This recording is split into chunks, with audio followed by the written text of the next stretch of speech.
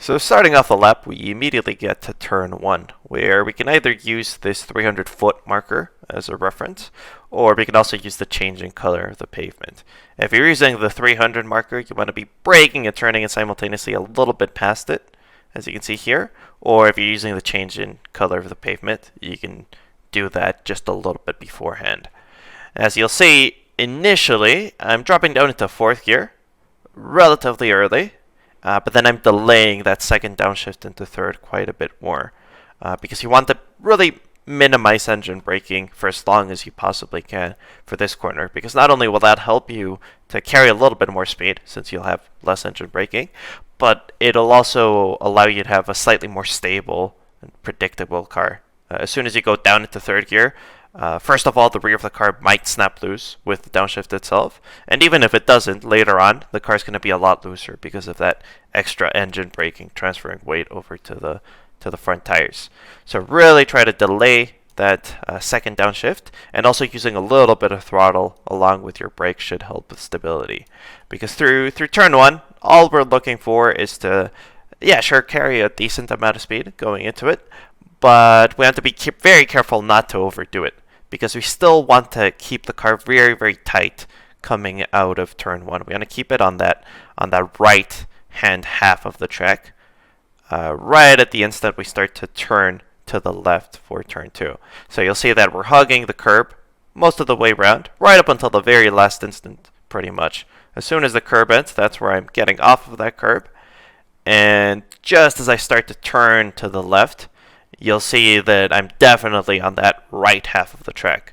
And I'm keeping it full throttle initially, and then all you really need is a partial lift off the throttle for turn 2. Obviously, once your tires are up to temperature.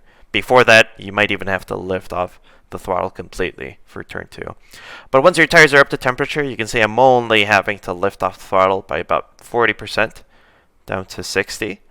And after that, and well before I reach my apex, I'm already committed to 100% throttle.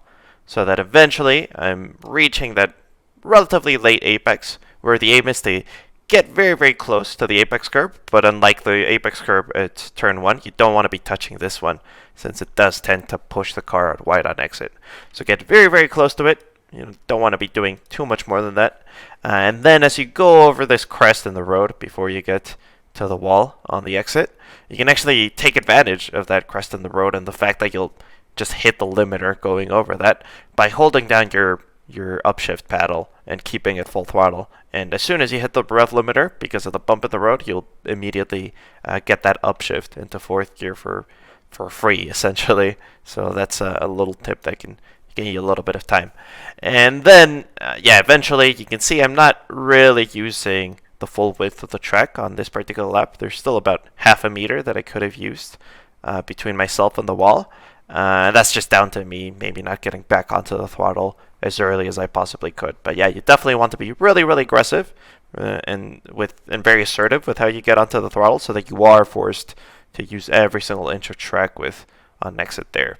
Even though it is scary, there's a lot of time to be gained in doing that. Now for turn 3, we're going to have a really, really long braking zone. It's by far the hardest, the longest braking zone in the entire lap, so it is important to push it quite a bit, since there is a fair amount of time to be gained here.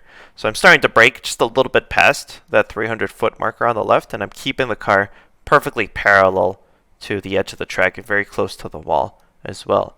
And then we're going to go for a really, really early turn-in, because we can actually carry a lot of speed going into and out of turn 3, a lot more than what you might expect, as long as you're really aggressive with how much you cut over this curb. You need to be super aggressive. In fact, this lap, I wasn't as aggressive as I would want to be. In fact, for this sector, between this corner and the next one, I lost about a tenth on this particular lap, just because I wasn't aggressive enough. But yeah, you want to, at the very least, use all of the curb, every single inch here. But you also want to, take a few precautionary measures to help with car stability for this corner. First one is, even though you're turning in really early, and that should help with stability most of the time, something they can actually do to help with stability even more is to release your brakes very, very slowly. If I just jumped off the brakes completely, not only would I struggle to slow the car down enough by the time I reach the apex, but that initial turn it would be a lot more snappy, and I would have a lot of sliding really, really early on in the corner. I mean, even doing this, I'm still having to counter steer on entry. So imagine what would happen if you just jumped completely off of the brakes. Then the other thing that will also help you is to combine just a little bit of throttle along with your braking, especially as you start to approach the apex. That'll help you to load up the rears a little bit. The car should feel a little bit more planted. Then after that, as long as you're being super aggressive with your curb cut over the apex here, you can get back onto the throttle really, really early. On this lap, I'm definitely on the throttle a lot later than what I would be able to if I cut just a little bit more than what I did here.